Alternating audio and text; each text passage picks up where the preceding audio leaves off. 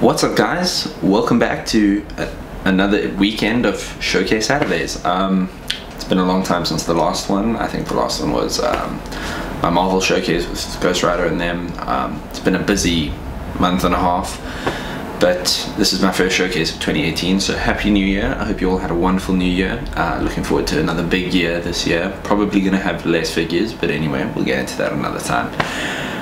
Today we're going to be taking a look at Thanos, which is probably my best figure I've ever made. I mean, it took probably most of my holiday, like 3 weeks of solid hard work every day to get it right, but it was completely worth it. It's definitely the best thing I've ever done. So we're going to take a look at that today. Hope you guys enjoy the showcase. If you haven't already, subscribe. If you enjoy it, like, comment, let me know what you think, and yeah, just enjoy the video, guys. Thanks. Okay, so here we have Thanos. Yeah, obviously this is his appearance from the first trailer of Avengers Infinity War, which was released in November, I think, which is a different appearance to how we saw him in all the teasers and in Guardians of the Galaxy in his armored appearance. He's sort of in a much lighter armor.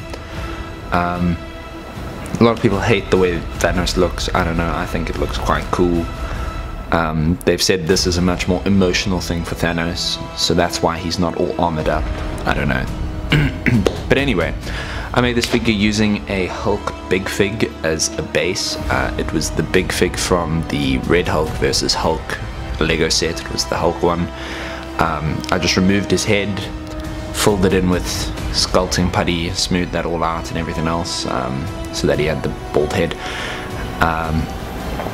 Obviously sculpted some extra details like the armor and stuff, but then the big one is his light up arm Infinity Gauntlet. So as we come around to the back here, you'll see, oh, that's a bit scratched from being in the cabinet. Please ignore that, I'm very sorry, I did not see that. Yeah, he's a bit big, he does sort of squeeze against the back of the cabinet, so he's obviously scratched there. But if you look carefully, you'll see that his back is sort of bigger than it would normally be. That is because there's actually a 12 volt A27 or 27A battery inside his body, so I completely hollowed out his entire torso, as well as most of his arm, his left arm where the Infinity Gauntlet is, and ran LED cabling through there. There's cabling pretty much in his entire body. The cabling I used came from a the LEDs I used came from a model train store. They sold them pre-wired, like with resistors and everything else, but you cannot shorten the cables on them. They've been like coated in some, I don't know, some substance that prevents you from actually, you know, cutting the wires shorter. So I had to squeeze the entire wire into Thanos' body, and there are 6 of them, because there's one for each gauntlet, as well as the battery housing and the battery and the switch. So there's a lot of cabling inside Thanos. So I was originally going to make that panel removable, but I just decided to seal it shut with Procreate, because I don't actually have to ever want to get back in there. And with it being a 12 volt battery running only 6 LEDs, I'm pretty sure it'll be fine. I don't think I'll need to replace it probably ever, and if I do, I can always cut it open, I guess. But the main star of the show, the Gauntlet. So the Gauntlet was obviously sculpted with putty. As you can see, for the the stone on his first knuckle, there's actually a hole, whereas the others there's like covered sculpting. That was because they don't actually make ultraviolet or purple lights in the same size as the other LEDs. So the other LEDs are what they call nano size. They're about 1.6 millimeters in width. That's for the yellow, orange, green, blue, and red. And then the purple is a like 1.8 millimeter ultraviolet LED. But unfortunately, it's not a flat chip-like thing. It's a normal LED, you know, with like the wires and the bulb and everything else. So that's wired slightly differently, and it's sort of protruding from the back side. like the inside of his hand instead of the others, which are actually glued onto the surface of his hand And then just below where the Yellowstone sits, they all go through the hand. There's a hole drilled there, which you can see from the other side, I think. Let's just rotate that around. Yeah, if you look in there, you can see the LED and some of the cabling. So that all runs through that, then into the hand, through the hand joint, which clicks into the arm, up through the arm, through the shoulder, into the chest, and then obviously connects to the battery and the switch. Yeah, I was gonna do the magnetic arms like I did for my Hulk on this figure, but the wiring made that impossible. If I could have, you know, used a smaller battery maybe and also fit it all inside the arm, I would have probably done that, but the fact is I just couldn't do that with the way the wires are set up, so I had to just go with the normal arms. But I mean, it turned out pretty great. And then let me actually light it up. Bang. Wow. Yeah, so those are the lights. Sorry, the blue light is much brighter than the others. I sort of covered them up. In their normal state, they are incredibly bright. Let me just see if I've got a sample around here. I can show you.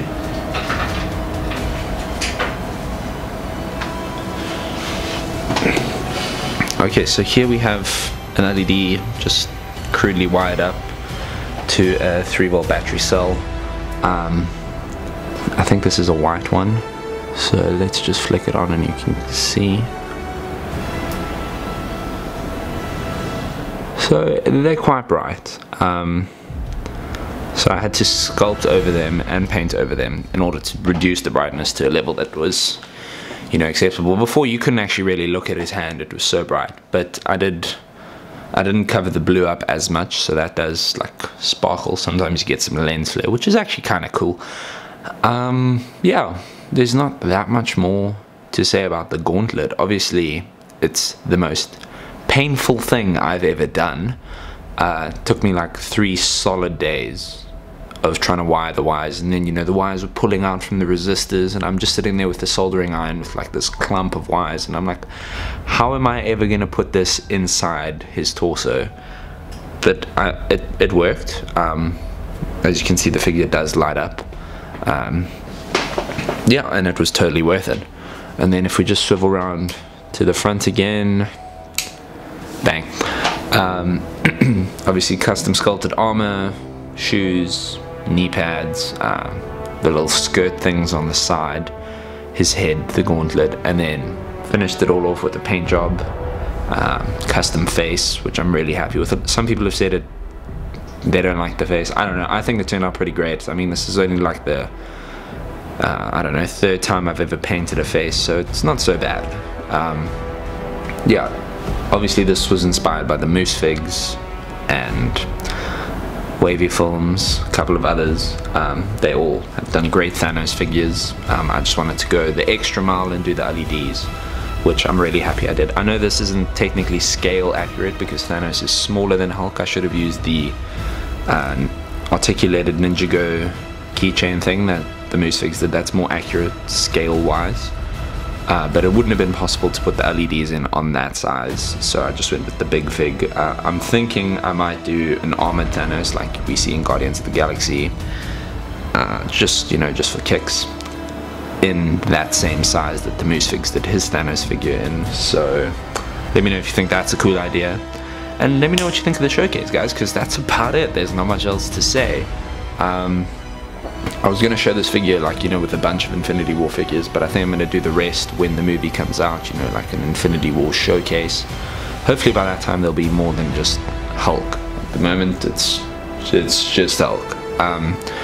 But, you know, I've got a lot planned. I'm currently working on Captain America / Nomad and Spider-Man figures. Those don't really count as Infinity War though, so I'll do those in a Spider-Man showcase. Then I'll have an Iron Spider, there'll be a Star-Lord, Black Panther will come out for the Black Panther movie.